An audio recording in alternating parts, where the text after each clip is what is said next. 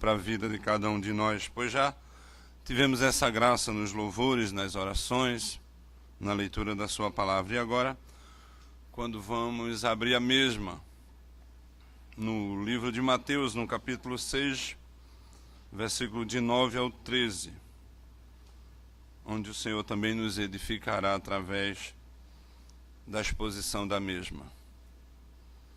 Mateus, capítulo 6, versículo 9 até o 13º.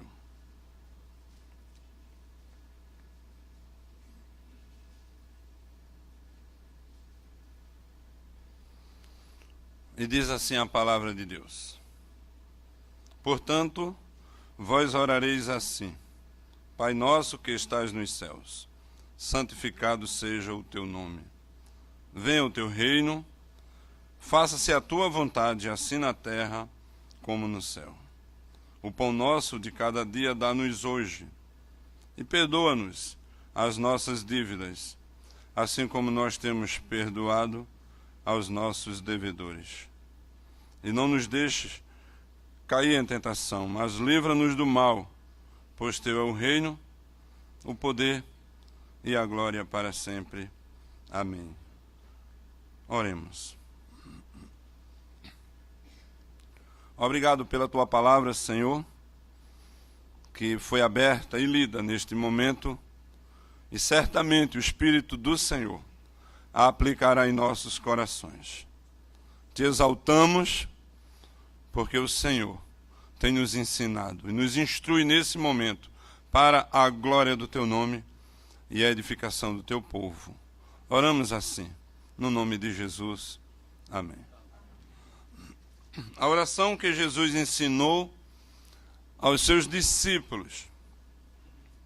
O texto mais conhecido das Escrituras Sagradas. O Salmo 91 é um salmo muito conhecido. O 23 também muito conhecido, mas de todos os textos das Sagradas Escrituras, a oração do Pai Nosso, a oração que Jesus ensinou a seus discípulos, é o texto mais conhecido.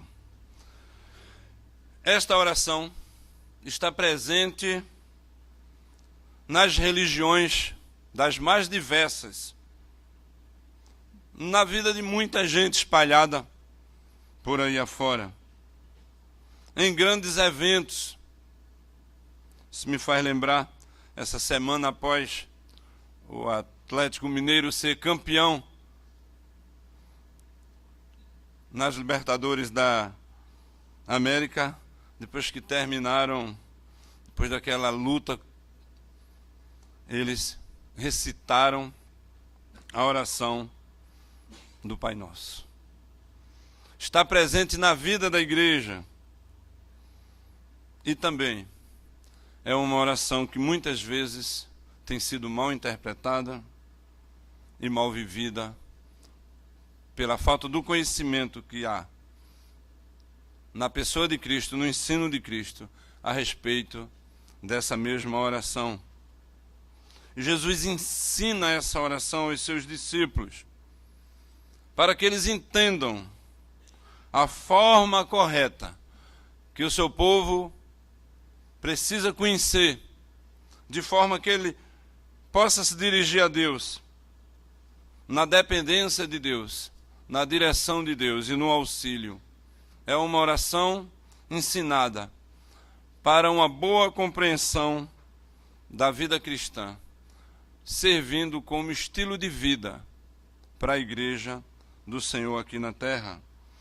E ela tem como propósito ensinar os discípulos a forma correta de se dirigir a Deus e de se depender desse Deus Todo-Poderoso que é o nosso único Deus vivo e verdadeiro. Essa oração, ela aparece 2 vezes no ministério de Jesus. Ela aparece em Lucas, no capítulo 11, versículo 1 e 2, em resposta à pergunta de um dos seus discípulos. E Jesus a ensina como forma fixa, devocional, para os seus. E aparece também no livro de Mateus, na oração chamada oração dominical, inserida no Sermão do Monte. E lá naquele monte, Jesus ensina esta oração, uma oração modelo para a vida do seu povo, uma oração sublime, coerente, uma oração que traz simplicidade, teocentricidade, estrutura perfeita, simplicidade com alcance para a vida do povo de Deus. Essa oração ela tem base nas orações do Velho Testamento e é indispensável para a vida do crente. Jesus começa o texto instruindo da seguinte forma: portanto, desta forma, desse jeito, só há esta forma, orareis assim. E essa oração ela consiste em 3 partes: prefácio, 6 petições e conclusão. E que em aproximadamente 70 palavras, o Senhor Jesus ensina o seu povo, ensina os seus discípulos a forma simples e maravilhosa de se dirigir a Deus. Ela começa com a expressão Pai, Abba, um termo familiar. Para os judeus era estranho. O Senhor Jesus está ensinando a seus discípulos usando essa expressão, pois os judeus usavam a expressão Adonai, El Shaddai, o Todo-Poderoso, aquele que está no trono, aquele que é grande, aquele que diz eu sou. E eles não ousavam se dirigir a Deus de forma familiar. Era um termo usado para família, para o cotidiano da vida do povo. E Jesus disse, com Deus Pai também é assim. Podemos orar, Pai querido, Paizinho, Pai nosso, soberano celestial, meu Senhor. E essa oração contagiante, ela tem essa preocupação de nos aproximarmos do Senhor num termo bem familiar. Pai nosso que estais nos céus, que é soberano, que é grandioso, que está acima de todas as coisas e de todas as pessoas. Essa é a primeira parte, é o prefácio da oração. A segunda parte são as 6 petições. Seu nome, seu reino, sua vontade, nosso pão, nossos pecados e nosso adversário. As 3 primeiras petições estão relacionadas à pessoa de Deus, ao nome de Deus, ao zelo pelo nome de Deus. A crença que Deus é poderoso, tem um reino, tem uma majestade, glória e honra e está acima de tudo. E que Ele tem uma vontade, que sua vontade é única para a vida do seu povo. Que a sua vontade é boa, perfeita e agradável. E a segunda parte dessas petições são as 3 últimas petições que estão relacionadas às necessidades do povo de Deus. O pão, o perdão e a proteção. O povo de Deus precisa de se relacionar com Deus dessa forma, entendendo que Deus cuida do seu povo, preserva o seu povo, conduz o seu povo, estimula, orienta e dá gozo e paz na expectativa da volta do seu filho, quando ele virar em glória para estabelecer o seu reino de forma definitiva no meio do seu povo. Esta oração, na primeira petição, santificado seja o teu nome. No versículo 10, no versículo 9, santificado seja o teu nome. Falamos nessa manhã da importância do zelo do nome do Senhor. O nome na antiguidade tinha uma significação muito grande. O nome significava quem era uma pessoa. E hoje, em alguns casos, em alguns momentos também, percebemos isso. E o nome de Deus significa tudo o que Deus é. E aquilo que Ele quis revelar ao seu povo. Que Deus é santo, que Deus é puro, que Ele é grandioso, que Ele está separado de toda forma de mal, que Ele está separado do pecado, que Ele está separado dos pecadores e só se relaciona com o seu povo, com os verdadeiros crentes que somos nós, que andamos em busca, no desejo sempre de fazer a vontade do nosso Deus e honrar o seu nome. E Deus nos exorta a honrar, glorificar e bendizer o seu nome, tendo zelo. E Ele nos exorta, nos orienta a sermos santos, assim como Ele é santo, separado do mundo, separado do pecado, separado de toda forma de mal. E o apóstolo Pedro, bem falando na sua carta, na sua primeira carta, no versículo 16 do capítulo 1, o apóstolo Pedro cita um texto de Levítico, dizendo: está escrito, sede santo, porque eu sou santo. É assim o desejo de Deus para a vida do seu povo. Um Deus reverenciado, honrado, glorificado e exaltado. Essa primeira petição está ligada ao terceiro mandamento, de honrar o nome do Senhor e não proferir o seu nome em nenhum momento de forma vã. E Deus nos conduz nesse sentido e temos aprendido da sua parte. A segunda petição está relacionada à vontade de Deus. A terceira petição está relacionada à vontade de Deus. E a segunda petição está relacionada ao seu reino. E nós oramos, Jesus ensina da seguinte forma: venha o teu reino. O reino de Deus está entre nós. Orarmos pelo estabelecimento do reino de Deus, gradual e definitivo aqui na terra, para que o reino parasita de Satanás seja extinguido. E a propagação do Evangelho, que conduz à salvação do pecador e à vitória do reino de Deus, contrário ao reino do maligno. Pois o reino do diabo é um reino parasita. Precisa do reino de Deus para existir. É um reino sem vitória, é um reino sem glória, sem majestade e sem domínio em todas as dimensões. É um reino que precisa do reino de Deus para existir. E à medida que o reino de Deus avança, o reino de Satanás vai sendo destruído. O Senhor Jesus, Ele venceu esse reino. Ele foi tentado 40 dias e 40 noites. E após ser tentado, vencendo todas as tentações, o diabo o deixou. O reino de Deus está entre nós.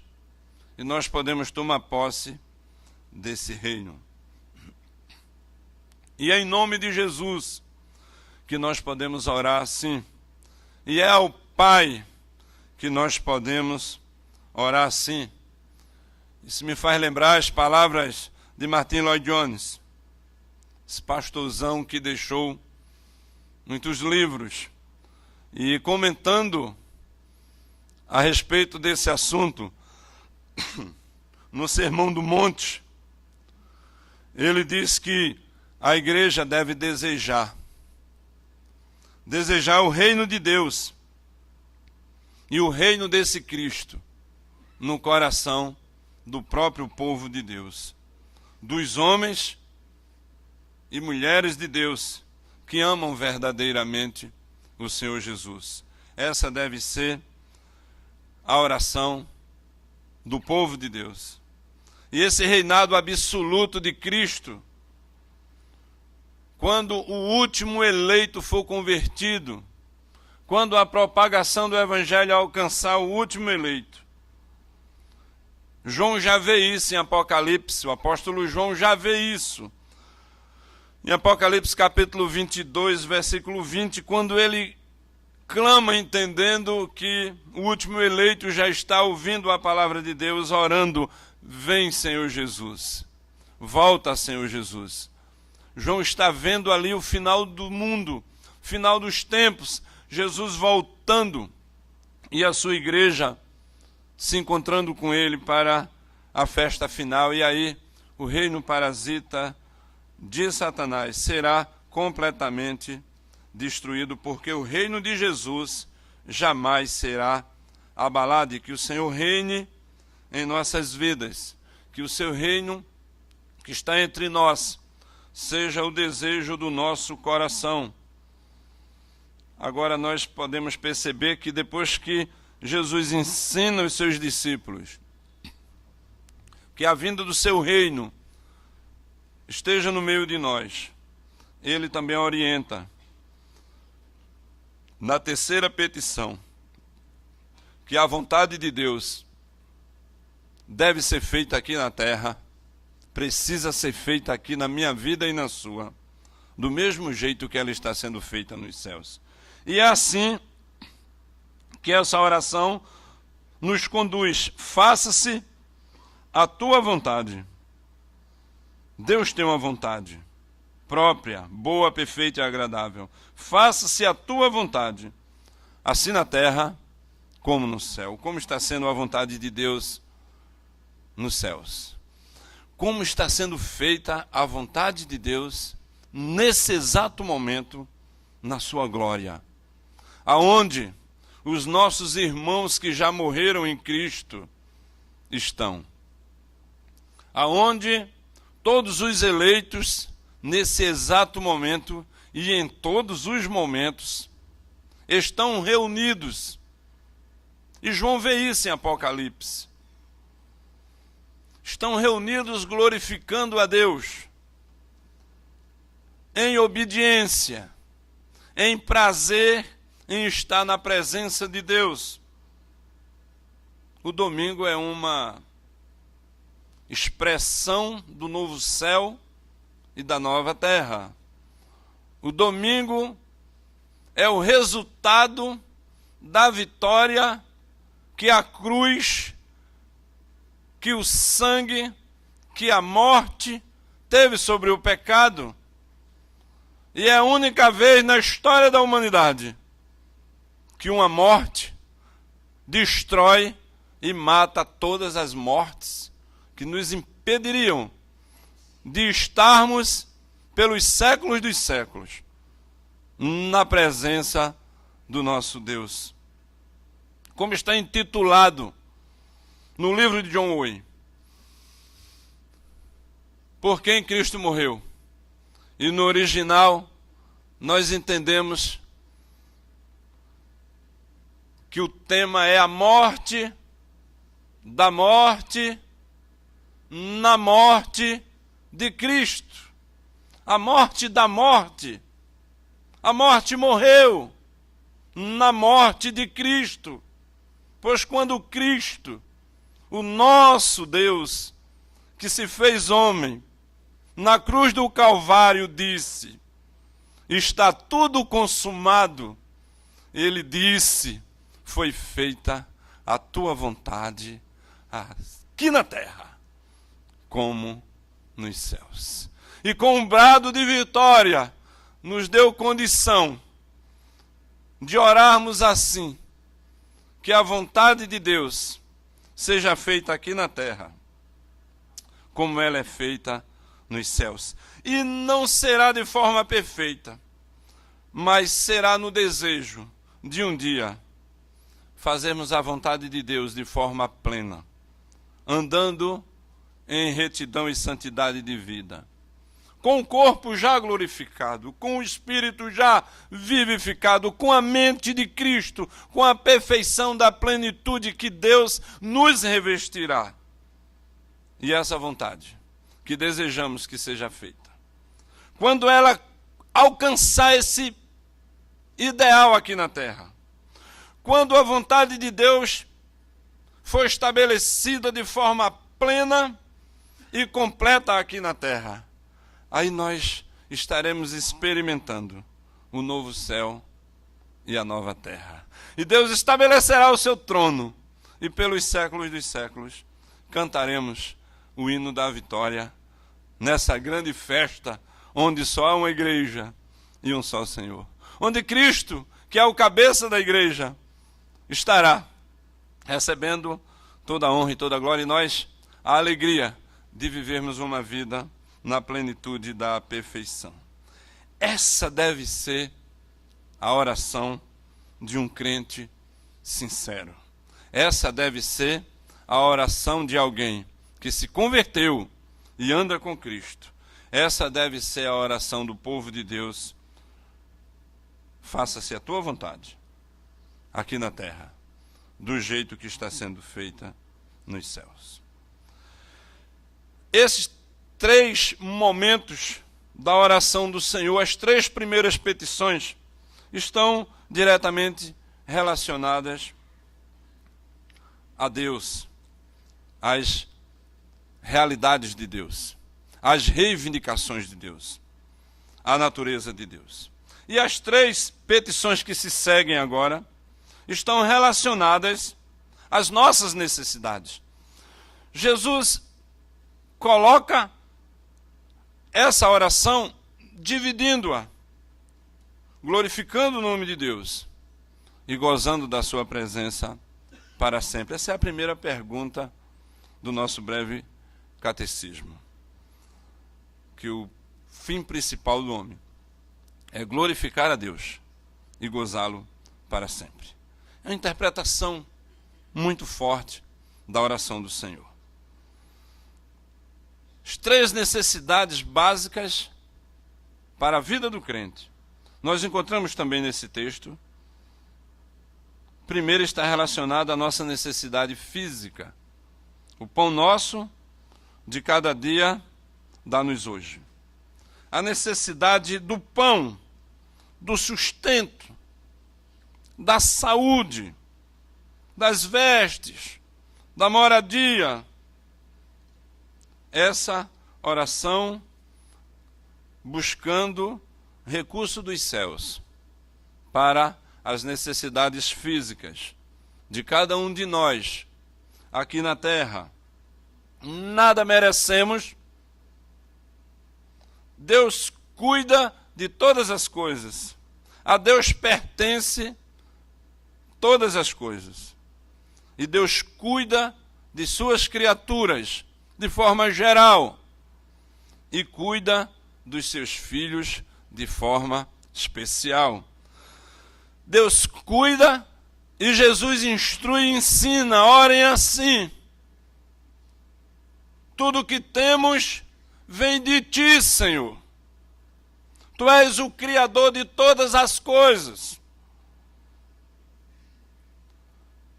E o pastor amado, querido John Stott, escrevendo, comentando essa oração no seu livro Sermão do Monte, ele diz o seguinte: que o crente deve pedir a Deus o cuidado para que Deus olhe para nossas necessidades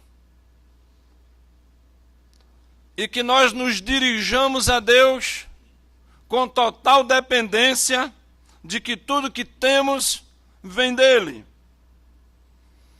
E ao mesmo tempo, nós devemos orar pelos nossos irmãos, pois a oração diz o seguinte: o pão nosso não é meu, mas é nosso.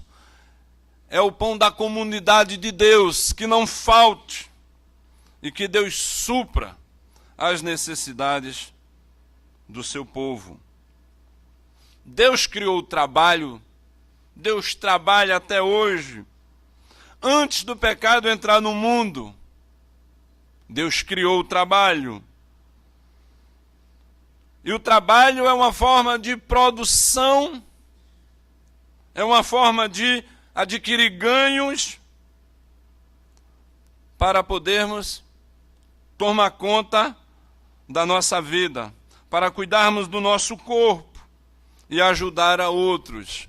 E orarmos para que Deus dê graça e que o trabalho esteja sempre perto de cada um de nós. Orar a Deus pedindo livramento pelo ganho ilícito, pela tentação de ilicitamente conquistar bens, coisas. Pedir ao Senhor que dê graça, para que nós possamos sempre, em obediência, sempre em honestidade, termos sabedoria para nos conduzirmos, de sorte que não falte as necessidades básicas para a nossa vida aqui na terra. Essa petição nos conduz a entendermos que o Senhor é providente e não nos desamparará. A quinta petição, que é a segunda petição em relação às nossas necessidades, fala do perdão de pecados. Tivemos um momento neste templo, hoje pela manhã já, em confessarmos diante de Deus os nossos pecados. E o Senhor Jesus insere na oração, orienta os seus discípulos a que eles orem da seguinte forma: perdoa-nos as nossas dívidas, assim como nós temos perdoado aos nossos devedores. É uma oração que nos conduz a entendermos que Jesus está ensinando os seus discípulos a pedirem perdão pelos seus pecados e que, ao mesmo tempo, nos conduz a perdoarmos o nosso próximo. E ela aparece, essa petição, dando uma condição que no pedido da nossa oração nós precisamos pedir força ao Senhor para perdoarmos os nossos irmãos, os nossos adversários e até os nossos devedores. Está relacionada a uma necessidade espiritual. Primeira petição está relacionada a uma necessidade física. E a segunda petição está relacionada à necessidade da nossa alma. O nosso primeiro pai, Adão, quebrou a aliança, quebrou a relação com Deus. E Cristo, o segundo Adão, o nosso irmão mais velho, unigênito, restaurou essa aliança, nos salvou do pecado da condenação. Somos pecadores mesmo assim. Fomos salvos dos pecados ou do pecado que nos levaria à condenação eterna. Porém, o Senhor proveu o livramento e nos libertou do império das trevas e nos transportou para o reino do Filho do seu amor, nos trazendo de volta, dando salvação. Porém, nós continuamos pecadores porque o dia da glória final ainda não chegou. E precisamos de perdão diariamente. Isso me faz lembrar essa semana, quando o Papa Francisco, que chegou aqui na nossa nação, falando sobre o perdão permanente, ele instruiu aquela multidão, e na mídia ele teve uma expressão, um espaço muito grande, e ele falou que todos os dias nós precisamos do perdão de Maria, que Maria é a perdoadora, que ela é a mãe de Deus, que ela é a salvadora. Isso me faz lembrar que nas Escrituras Sagradas não existe nenhuma menção a Maria como perdoadora nem salvadora. Não foi ela, não foi a Aparecida do Norte que morreu na cruz do Calvário pelos pecadores. Não foi ela que derramou seu sangue santo e puro, imaculado, pelo seu povo. Também não foi ela que ressuscitou. Também não pode interceder por nós. Jesus intercede por nós de dia e de noite. Está vivo. Está no meio da sua igreja nesta manhã, recebendo toda a honra e toda a glória, porque foi Ele que disse: está tudo consumado, está tudo pago, está tudo resolvido, está tudo apagado. E essa mesma mulher, que é tida como salvadora, ela não se sentia assim. No livro de Lucas, logo no primeiro capítulo, Maria faz a seguinte afirmação: a minha alma engrandece ao Senhor, e o meu espírito se alegra em Deus, meu Salvador.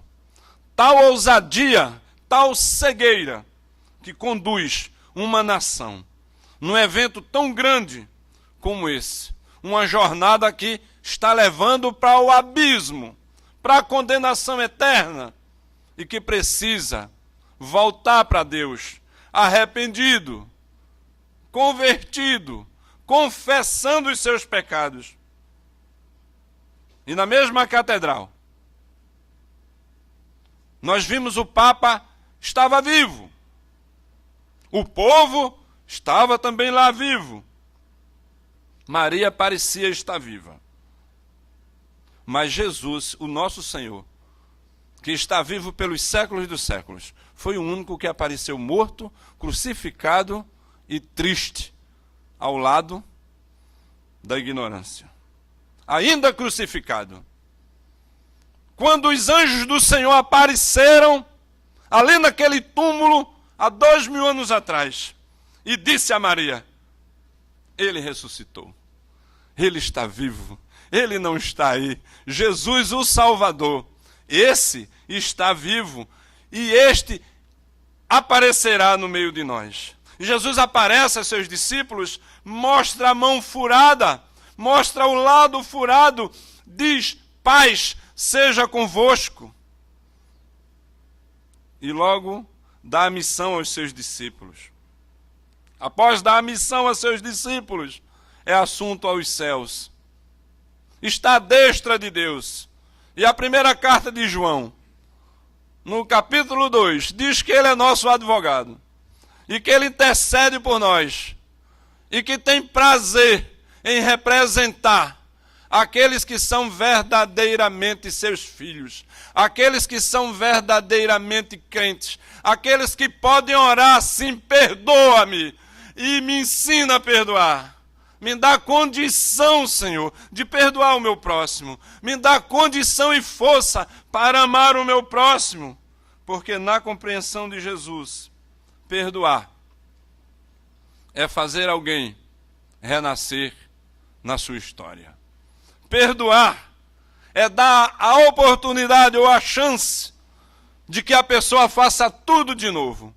Perdoar é não tratar com indiferença, é não tratar com animosidade. Perdoar significa conviver como se nada tivesse acontecido. Mesmo o que aconteceu, dá uma chance para que o outro possa se levantar. E perdoar é ter um coração amoroso, generoso, misericordioso, perdoador, ao contrário de um coração vingativo, rancoroso, ressentido. Esse é o ensino de Jesus. O perdão particular e a capacidade e a condição de fazer alguém renascer na nossa história. Isso é um tratamento que Deus quer fazer no nosso coração, no meu e no seu, todos os dias. O perdão ao próximo. Não é fácil perdoar. Não é fácil fazer alguém participar da nossa vida depois que ele falhou conosco. 1, 2, 3. Acredito que Jesus estava instruindo Pedro para deixar bem claro que 70 vezes 7 é um limite ou um padrão para alguém ter capacidade de perdoar mais. Porque quem perdoa 490 está preparado para caminhar mais uma milha. Nesse ensino de perdão, devemos tomar posse e devemos nos apropriarmos de que o Senhor tem o seu perdão para nos perdoar e também nos capacitará, tem nos capacitado para perdoarmos o nosso próximo. A sexta petição está relacionada ao tentador, está relacionada ao inimigo da nossa alma, às necessidades dos enfrentamentos que precisamos da armadura de Deus. Precisamos do escudo da fé. E o texto diz o seguinte: não nos deixe cair em tentação, mas livra-nos do mal. Me livra, Senhor. Os discípulos estão orando da seguinte forma no ensinamento de Jesus: ensina-me, Senhor, a vencer o tentador. Me conduz para que eu não venha a pecar. Não permita que a tentação venha me derrubar. O apóstolo Paulo, escrevendo à igreja de Corinto, no capítulo 10, versículo 13, afirma que não há tentação que não seja humana ou que o homem não possa suportar. Mas Deus é fiel, que juntamente com a tentação dará livramento para que nós possamos suportar. O próprio Jesus venceu a tentação. E ali naquele deserto, depois da tentação, que os anjos trouxeram um banquete, que os anjos vieram para servi-lo. O Senhor Jesus começa o seu ministério e logo no capítulo 6, após 2 capítulos, ele já instrui os seus discípulos como devem orar. E que o Espírito Santo conduz aqueles discípulos, capacita, protege, santifica, livra, transforma ele em pessoas vigilantes, atentas. E essa é a oração que os discípulos deveriam se apropriar dela. Livra-me, Senhor, das garras do diabo, porque ele anda como um leão que ruge, enganando, procurando alguém para tragar. É um parasita, mas que não para de tentar. Já foi destruído em relação à morte eterna, ao pecado eterno, à condenação eterna. Mas tenta dia a dia. Tenta atrapalhar o crescimento da igreja do Senhor. É orgulhoso, é soberbo, é insatisfeito, é rebelde, esse maligno. Engana, seduz, possui as pessoas, oprime, semeia o erro doutrinário.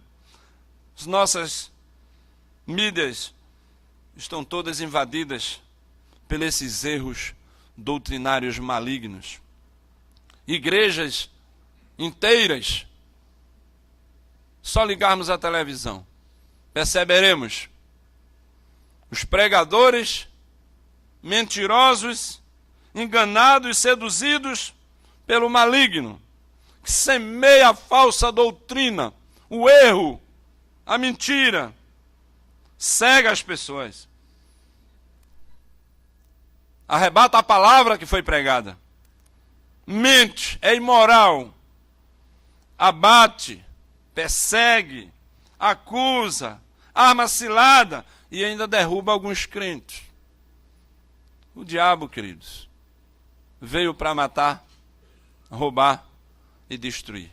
E precisamos acreditar que o Senhor não deixará que o maligno nos toque, que o Senhor nos protegerá, que o Senhor nos conduzirá, e que nesse sentimento de impotência, e tão pequeno que somos, podemos buscar força no Senhor e dizer: a minha força vem do Senhor.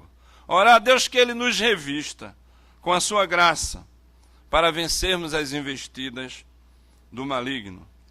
Deus está no controle de todas as coisas.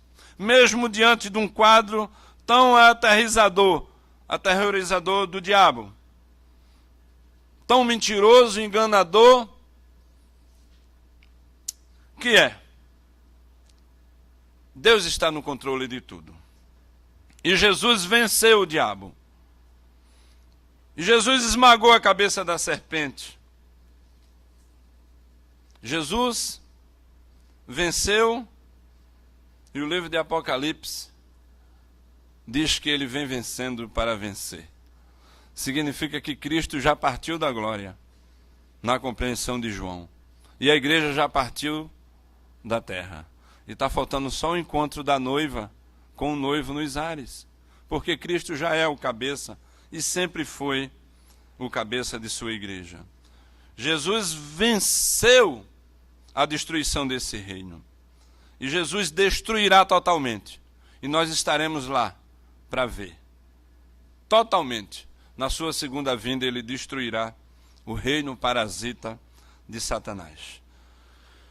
E aqueles que amam e praticam a mentira e que não dão ouvido à palavra de Deus serão lançados juntamente com ele no lago que arde com fogo e enxofre. E haverá ranger de dente naquele local. E lá o fogo e o enxofre é uma figura do consumo, do queimor, do calor, da angústia. Tal será as penalidades do inferno, a ponto das Escrituras nos instruir de que melhor seria não ter nascido do que enfrentar tal juízo e tal condenação. Louvado seja Deus, porque Ele tem nos livrado do tentador, porque nós temos conseguido a vitória. E Ele termina essa sexta petição, que é a terceira em relação às nossas necessidades aqui na terra. Jesus termina as 6 petições e faz uma conclusão da oração, afirmando da seguinte forma: porque teu é o reino, o poder e a glória para sempre. Por isso que Deus pode responder às nossas orações, irmãos. Porque dele é o poder. Porque dele é o reino. E porque ele é glorioso e majestoso e amoroso e tem prazer em responder à oração do seu povo. É soberano, é grandioso, majestoso. O reino de Deus é a mensagem central do ministério de Jesus. E Jesus afirmou: o reino de Deus está entre nós. Eu queria concluir falando que esse texto muito conhecido, muitas vezes mal interpretado, muitas vezes mal compreendido.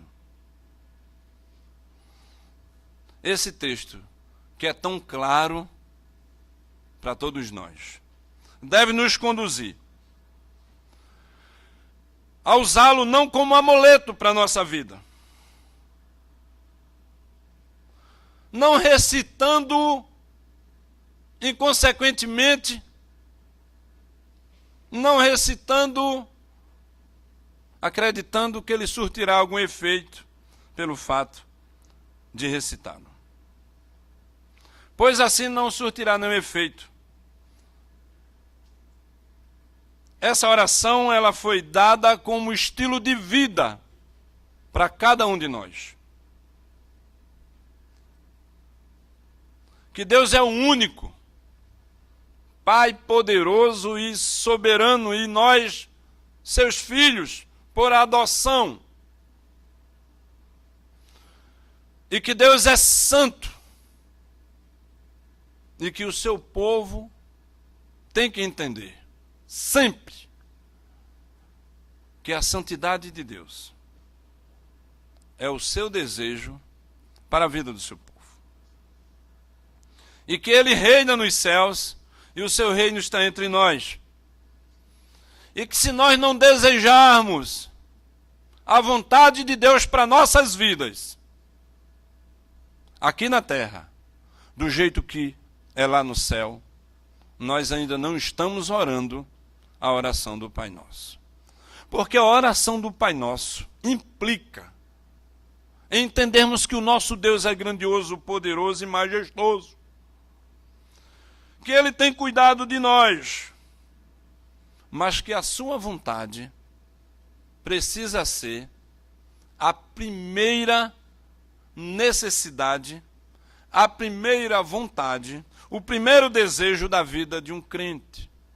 Se um crente não deseja ainda, em algumas áreas de sua vida, a vontade de Deus, deve orar pedindo que Deus dê graça para que a sua vontade seja feita. Por quê, queridos?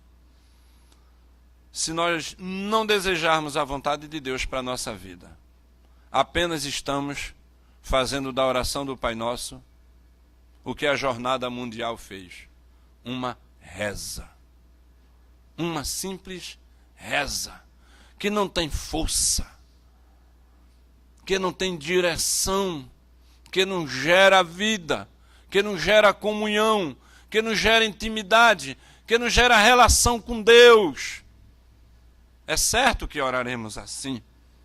É certo que iremos pedir a Deus que Ele nos conduza e que desejemos fazer a sua vontade. Que larguemos algumas formas de pecado que têm atrapalhado a nossa comunhão com Deus. Que abandonemos certos vícios que Deus não tem punido e que parece que Ele está concordando de alguma forma no sentido de que Ele é tolerante, mas que quando Deus não está derramando juízo diante de alguns pecados cotidianos da vida do seu povo, é porque Ele está guardando tudo para o julgamento final. Que Deus não junte nenhum de nossos pecados para o julgamento final. Que o Senhor possa olhar para as nossas mãos no dia do julgamento final e ver as boas obras, as atitudes de integridade, de fidelidade, de obediência à sua palavra. Que naquele dia, eu e você possamos escutar da parte daquele que escreveu nosso nome no livro da vida. O Senhor Jesus. Vinde, benditos de meu Pai. Que coisa maravilhosa será no dia da vitória escutarmos da parte do Senhor. Vinde, bendito de meu Pai. Essa oração, queridos, como estilo de vida, nos conduz a cada dia entendermos que precisamos totalmente da providência do Senhor.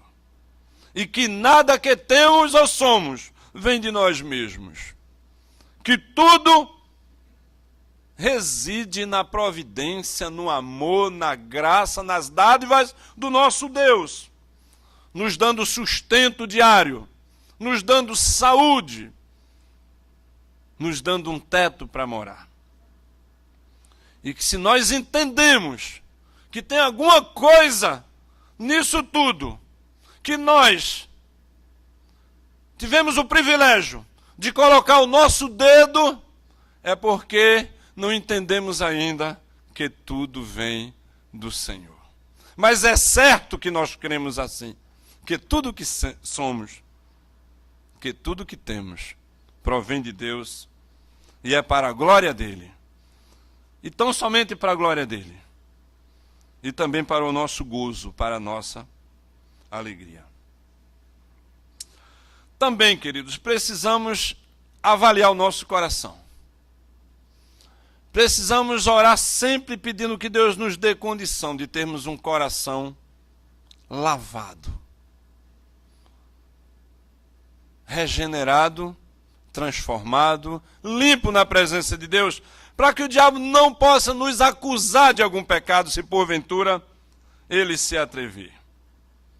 E mais, pedirmos a Deus graça para perdoarmos aquele irmão que porventura, meu querido, minha querida, ainda não foi possível perdoar.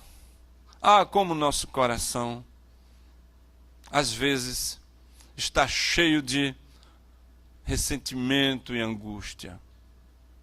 Como Deus pode nos dar graça para nós perdoarmos o nosso próximo? Essa deve ser a sua oração nesse momento. Quando a gente está fazendo uma aplicação simples da palavra de Deus, conduzindo-nos ao perdão do nosso irmão. Perdoar aquele que nos ofendeu. Perdoar aquele que nos traiu. Perdoar aquele que nos decepcionou, nos deu algum prejuízo. Mexeu com a nossa imagem. Nos expôs malignamente na frente de alguém. Tirou a nossa expectativa de imagem boa. Tirou cada um de cena e ficou no lugar. Foi covarde, foi traidor, foi mentiroso, foi caluniador. E nós dizermos: Senhor, eu fui tudo isso contigo. Senhor, quando o Senhor morreu na cruz do Calvário, foi por causa do teu grande amor. O Senhor não viu nada em mim que te agradasse, Pai. O Senhor olhou dos céus e viu uma multidão de pecadores caminhando a passos largos para a condenação eterna. E o Senhor olhou para mim, me amou, fez um pacto com teu filho. E o teu filho veio a esse mundo, deu a vida, deu a salvação, me restaurou, converteu, produziu fé e tem uma vida de santificação para mim. E ainda me diz: eu te amo do jeito que tu és. Isso é uma frase da música de Armando Filho. Deus te ama assim como tu és. Mesmo quando muitos dizem que não há mais solução, meu Senhor estende a sua mão. Uma vez, outra vez, vá em frente e tente um pouco mais. Quem sabe hoje aqui, angústias vão ter fim e gozarás eterna paz. Que coisa maravilhosa! A poesia caminhando na nossa mente, produzindo um coração perdoado e um coração perdoador. E aí sim, você pode dizer: Satanás, agora é com Deus. Deus está no controle de todas as coisas. Tu vai tentar, mas eu estou protegido pela graça de Deus. Nenhuma condenação há para os que estão em Cristo Jesus. Porque eles são justificados pelo sangue do Cordeiro. E Jesus dirá sempre: arreda Satanás, é meu filho. E nós diremos: Senhor, muito obrigado. Resisti ao diabo e ele fugiu de mim. Aí nós oraremos, queridos, a sexta petição, sem medo do acusador, sem medo do mentiroso, do acusador de nossas vidas, que tentará arrebatar a palavra que foi pregada de nossos corações. Mas certamente nós não daremos ouvido à voz do maligno, porque o Senhor preparou o seu Espírito Santo. E o Espírito Santo de Deus habita em nós. Primeiro testifica com o nosso espírito que somos filhos de Deus. E depois ele nos conduz em toda a verdade. Porque o Senhor Jesus tinha prometido por boca de João, nos escritos, no capítulo 16 de João, que Ele nos guiará em toda verdade. O apóstolo Paulo, entendendo do mesmo jeito, escreve em 1 Filipenses, em Filipenses capítulo 1, versículo 6. Porque aquele que começou a boa obra em vós, há de aperfeiçoá-la até o dia de Cristo Jesus. Que o Senhor nos abençoe e nos dê graça, que essa palavra possa ser tomada por cada um de nós como ensino de Deus para as nossas vidas, para o nosso cotidiano, para o nosso dia a dia. E que possamos orar assim, que seja o desejo do nosso coração, andar na presença de Deus, experimentar da sua graça e nos guardarmos incontaminados desse mundo. Que o Senhor nos abençoe. Oremos mais uma vez. Senhor, nós não somos nada diante do teu amor, mas nós somos teus filhos. E o Senhor Jesus tem prazer em ser irmão de cada um de nós, que somos verdadeiramente crentes. Somos teus filhos e podemos, num termo familiar, Abba, nos dirigirmos a ti, de forma que o Senhor nos escuta e o Senhor responde às nossas orações. E é por causa de Jesus, por causa do nome de Jesus, que nós podemos nos achegar a ti, diante do teu trono da graça. E é por causa do sangue de Jesus que nós estamos purificados nesta manhã. É porque o teu sangue garante vitória. E o teu sangue tem realmente, Senhor, purificado a vida de cada um de nós. E nós queremos te louvar e te dizer: obrigado, Senhor, por tão grande salvação. Obrigado, Senhor, por tão grandes livramentos que temos tido. Queremos te louvar e te exaltar, porque o Senhor não desiste de nós, pecadores que somos, pois o Senhor mesmo tem nos instruído que aquele que começou a boa obra estará conosco todos os dias, até a consumação dos séculos. Te louvamos, Pai, pela atenção que o Senhor criou em nossos corações nessa manhã. Que o teu povo pôde ouvir a tua voz, ser edificado, avaliar o coração e entender que a tua glória está aqui neste lugar. E que o Senhor está no controle de todas as coisas. E que o diabo tem suas investidas.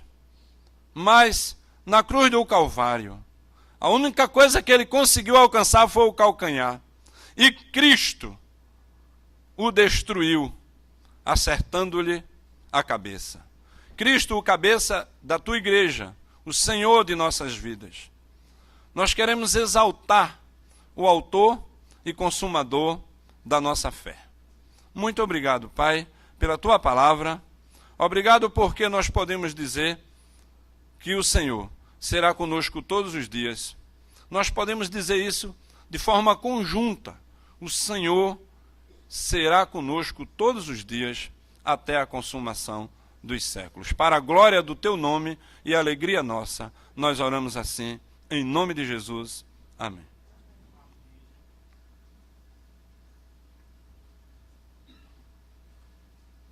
Vamos ficar de pé, queridos, para receber a bênção.